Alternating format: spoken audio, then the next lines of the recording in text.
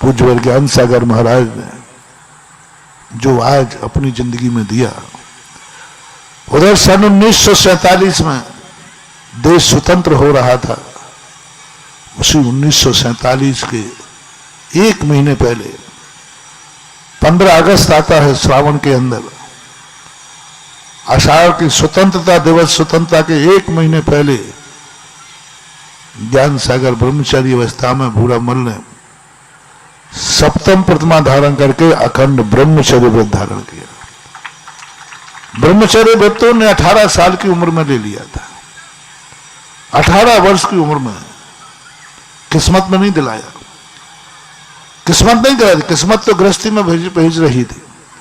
किस्मत ने तो गृहस्थी को बहुत ऐसी दुर्दशा थी गृहस्थी की, कोई व्यक्ति ऐसी दशा में किस्मत को ही स्वीकार करता है लेकिन उन्होंने सारी परिस्थितियां पार करके 18 साल की उम्र में ब्रह्मचर्य व्रत, और 1947 में यानी 2004 में संवत की बात है, और उसके बाद जाकर के एक महीने पहले स्वतंत्रता दिवस के 7 प्रतिमा लेकर के सारे जगत को हतप्रभ कर दिया।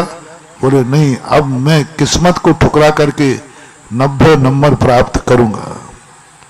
और वो लेकर के जो कुछ उन्होंने किया, उस पर इतनी गोष्ठियां हो गई कि पूरी जिंदगी भर गोष्ठियां करते जाओ तो भी विषय कम है। उन्होंने साहित्य जगत दिया, जगत के लिए वो सारे विद्वान उससे अवगत हुए हैं, और ये तो विद्वान अवगत हुए हैं। लेकिन उन्होंने जो एक कृति दी पूज्यवर ज्ञान सागर महाराज ने, जिससे सारा विश्व अवगत हुआ है, श्री चैतन्य कृति परम पूज्य गुरुदेव आचार्य विद्यासागर महाराज, जो आज इस युग के एक ऐसी देन है। ये ज्ञान सागर महाराज का सोच, ज्ञान सागर महाराज के भाग्य ने, यदि ज्ञान सागर किस्मत पर बैठे रहते तो किस्मत आचार्य विद्यासागर जैसे शिष्य को नहीं प्राप्त कराते। उन्होंने अपना पुरुषार्थ किया, संयम की मार्ग पर बढ़े, मुनि बने, आचार्य बने। जब पूज्य ज्ञान सागर महाराज ने एक थोड़े से समय पहले 69 की संभावना, जब आचार्य ज्ञान सागर महाराज ने मुनि दीक्षा दी विद्याधर को, उस समय ज्ञान सागर महाराज मुनि थे, आचार्य नहीं थे। 1968 को वो मुनि महाराज थे। उसके बाद जाके, उसके पहले महाराज का कोई उद्देश्य नहीं था मैं आचार्य बनूंगा। उनको समाधि करने के लिए ही मुनि बने थे। उनका उद्देश्य था कि मैं मुनि बनकर के समाधि मरण करूं। लेकिन जैसे ही विद्याधर को विद्यासागर बनाया, ज्ञान सागर ने अपना विचार बदल दिया। उन्होंने कहा नहीं, मैं मुनि बनकर के समाधि ही नहीं लूंगा, मुनि बनकर के मात्र साधना ही नहीं करूंगा। मुनि बनने के बाद उन्होंने आचार्य पद को स्वीकार कर लिया। समाधि के समय आचार्य पद छोड़ा जाता है, और उन्होंने समाधि के समय आचार्य पद लिया। क्यों? स्वयं के लिए नहीं, स्वयं के लिए आचार्य पद नहीं लिया। उन्होंने आचार्य पद लिया अपने शिष्य विद्यासागर महाराज को आचार्य बनाने के लिए। क्योंकि उस समय ऐसी परिस्थितियां थी कि शायद ज्ञान सागर महाराज आचार्य नहीं बनते तो परिस्थितियां आगे आचार्य पद को एक अच्छे हाथों में आने से वंचित रह जाता है। एक श्रवण संस्कृति के उन्नायक के हाथों में रहने से वंचित रह जाता है। एक कुंड कुंड की मूल परंपरा को जीवित करने वाले हाथ से वंचित रह जाता है। एक सच्ची मुनिचर्या बताने वाले व्यक्तित्व से वंचित रह जाता है। वह ज्ञान सागर महाराज ने यह सब देखा कि मुझे आचार्य बनना होगा यदि श्रवण संस्कृति को जीवित रखना है, कुंद कुंद स्वामी को जीवित रखना है और श्रवण संस्कृति की ध्वजा उठाना है। एक बार में ही बागचंद सोनी के समय प्रस्ताव रखा, ज्ञान सागर ने एक बार भी मना नहीं किया, तुरंत हाँ कह दिया। लोग स्तब्ध रह गए कि ज्ञान सागर महाराज एक आध बार तो मना करा, नहीं नहीं अब बुढ़ापे में मैं क्या आचार्य बनूं, मुझे क्या लेना देना है, कुछ नहीं, तुरंत कह दिया ठीक है। छगनलाल जी, गंगतारा चंद जी गंगवाल वगैरह थे, उन्होंने बताया, हम लोग स्तब्ध रह गए कि महाराज जी आपको कम से कम नैतिकता के नाते एक बार मना तो नैतिकता के नाते ऊपर से कह देते, जब वो स्वाध्याय करते थे नैतिकता के नाते भी मना नहीं किया, तुरंत था क्या। बोले ये रहस्य मैं अभी कुछ दिन बाद बताऊंगा, मैंने क्यों सहज स्वीकार कर लिया। और बताऊं, स्वीकार ही नहीं कहा है, मैं चाह ही रहा था कोई कहे तो कि आचार्य बन जाओ, मैं तो बैठा ही था, मैं चाह ही रहा था कोई मुझे आचार्य बना देवे। अब मैं तो अपने मुंह से कह नहीं सकता था कि कोई मुझे आचार्य बनाओ, और मैं ये सोच ही रहा था कि मुझे आचार्य बनना है। महाराज ऐसा क्यों, कहीं ऐसा तो नहीं कि आप समाधि भ्रष्ट हो रहे हो।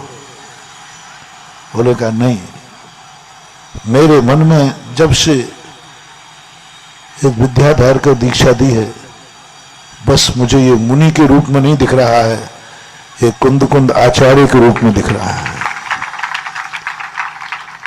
ये ताराचंद गंगवाल से उन्होंने बात की, मुझे ये बालक आचार्य के रूप में दिख रहा है, और साधारण आचार्य नहीं, कुंद कुंद का आचार्य दिख रहा है। और ये श्रीमंत संस्कृत ध्वजा को सारे भारत में फहराएगा। इसलिए ये तो ग्रहण करेगा नहीं, लेकिन मेरे कब्जे में है, मेरी आज्ञा में है, मैं लेकर के इसको दूंगा। और मैं आचार्य नहीं बन रहा हूं, कुंद कुंद की मूल आमना जीवित करने के लिए मैं आचार्य बन रहा हूं। ये मेरा शौक नहीं है, इच्छा नहीं है, लेकिन करना है। और ये बात जब शेर साहब को पता चली, सोनी जी भागचंद जी को आचार्य बनाया, और 2 साल ही तो आचार्य नहीं रह पाए। लगभग 1972 में 22 नवंबर 1972 को अपने आचार्य पर त्याग करके, और आज के दिन जेठ वदी अमावस्या को ऐसी समाधि की, गर्मी, भयंकर गर्मी, 3 दिन पहले से अन्न जल का त्याग होना, और क्या चेतना थी इनकी। भागचंद सोनी को बुलाया गया सुबह सुबह कि महाराज की तबीयत थोड़ी खराब हो रही है, आप आ जाएं। आए तो ऐसी चर्चा कर रहे थे महाराज लेटे लेटे भागचंद जी से, तत्व चर्चा। तो भागचंद ने कहा कि तुम लोग क्या समझते हो, महाराज अभी जाने वाले नहीं है। ऐसी चर्चा कर रहे हैं, तत्व की समय सार की चर्चा कर रहे हैं, तुम लोग बार बार मुझे बुलाते हो, परेशान करते हो, चिंता पर घबराओ मत, महाराज अभी नहीं जाने वाले। भले अन्न जल त्याग कर दिया है, ये वृद्ध का शरीर है, कई दिनों तक टिक सकता है। और ऐसी तत्व चर्चा करते करते जो समय नसीराबाद के लोगों ने मुझे बताया, बस सेठ जी ये कहकर के सब समाज को चुप कर गए और गाड़ी से गए। वहां से 10-12 किलोमीटर पर एक स्थान पड़ता है, 7 नंबर टैंक, वहां तक पहुंचे ही है। और इधर महाराज ने आंख बंद कर ली, नमोकार मंत्र पढ़ते पढ़ते, सोहम कहते कहते। अंतिम समय आचार्य से जब संबोधन कर रहे थे, उस समय भी कहा महाराज आप सुन रहे हो। बोले, उन्होंने आंख बंद की सुनने के लिए, फिर आंख खोली नहीं और चले गए। 3 दिन तक निर्जल रह करके, और ऐसी तत्व दृष्टि जिनकी रही, आज समाधि महानुभाव बहुत दुर्लभ हो गई है।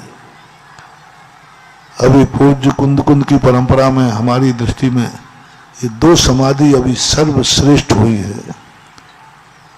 जो विधिवत हुई है, आचार्य पद को त्याग करके हुई है,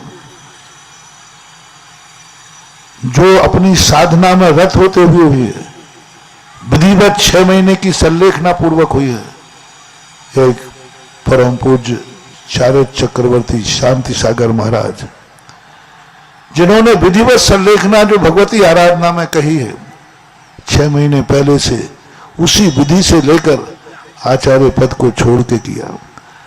और उसके बाद जो परंपरा में आए ज्ञान सागर महाराज, ज्ञान सागर महाराज ने भी वही आचार्य पद छोड़ करके और विधिवत संलेखना हुई।